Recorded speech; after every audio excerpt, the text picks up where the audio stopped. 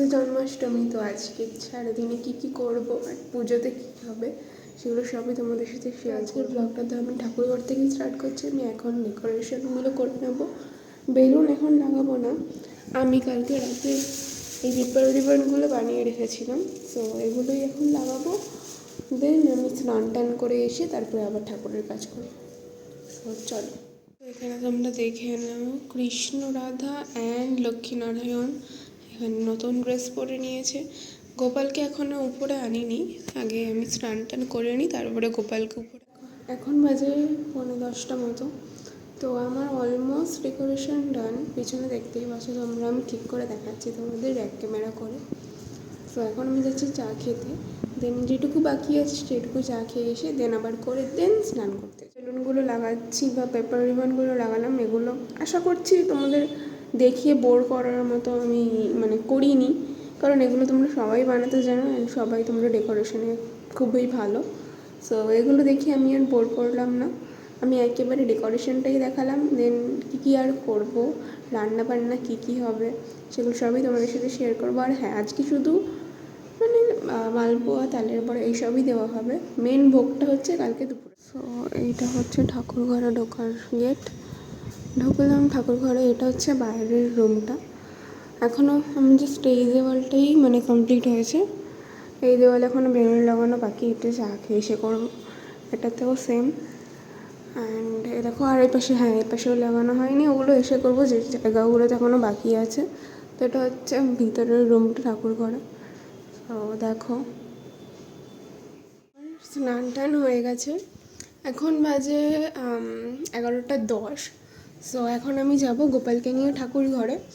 তো আমার ডেকোরেশন পুরো ডান একদম, আমি তোমাদের ঠাকুর ঘরে গিয়ে দেখাচ্ছি। আমি চলো গোপালকেও নিয়ে দেখো, এখন আমি গোপালদেরকে নিয়ে যাব ঠাকুর ঘরে।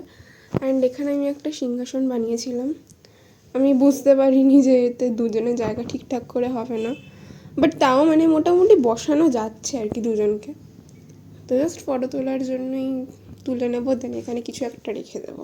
তো চলো আপাতত গোপালকে নিয়ে উপরে যাওয়া যাক। দেখো, গোপালরা কিন্তু ঠাকুর ঘরে চলে এসছে উপরে, অ্যান্ড এবারে ওরা স্নান করবে দুধ দিয়ে। আমাদের ডেকোরেশনটা কেমন লাগলো সেটা জানিও। অ্যান্ড চলো এখন তাড়াতাড়ি গপুদের স্নান করিয়ে নিই, স্নান করিয়ে নতুন জামা। এখানে আমার জল রেডি করা হয়ে গেছে গপুদের স্নানের জন্য। এতে আমি দুধ দিয়েছি অ্যান্ড মধু, গঙ্গার জল, এমনি নর্মাল জল সব মিশিয়েই দিয়েছি। তো চলো এবার গপুদেরকে আনা।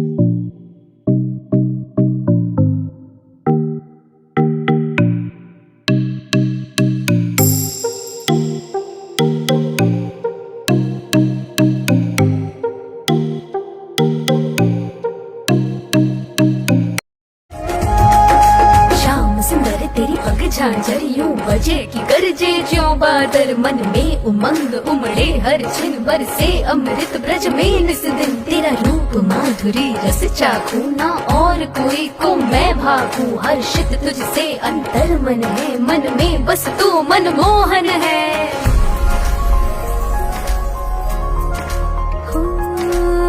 तूने जब से अपनाया फिर कोई भी ना भाया, तू जैसे भी रखे रह लूंगी। देखा मैंने जग सारा, तुझ सा ना कोई प्यारा, तुझको जी भर के मैं।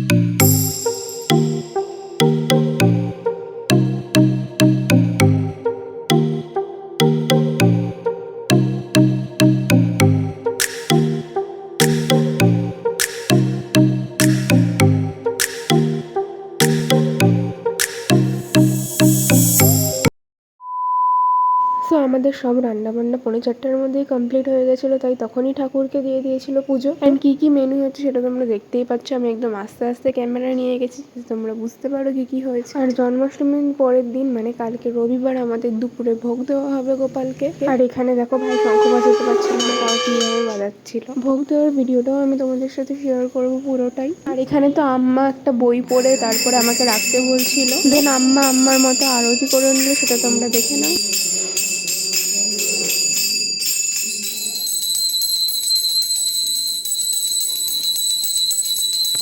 দেন তো আম্মা পুজো টুজো করে নিয়ে প্রণাম করছিল, আর মা তো এখানে বাসনই মেজে যাচ্ছিল রান্না করার পর থেকে। দেন পুজো হওয়ার পর আম্মা পর্দা টেনে দিল কিছুক্ষণ গোপালদের খাওয়ার জন্য। এখন বাজে অলমোস্ট 4:35, একদম 4:35 বাজে অ্যান্ড সব কিছু একেবারে ডান। এখন যাব ঠাকুর ঘরে প্রসাদ তুলতে। সো চলো তোমরাও দেখতে থাকো।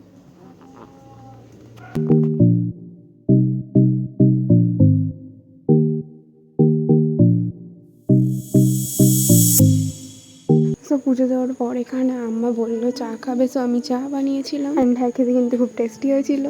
সো এখন বাজে 6:45, এখন আমি ফ্রেশ হতে যাব অ্যান্ড একটা ইনভিটেশন বাড়ি আছে লোকনাথ পুজোর জন্য, সো ওখানেও যেতে হবে। সো এখন আমি ফ্রেশ হয়ে রেডি হব।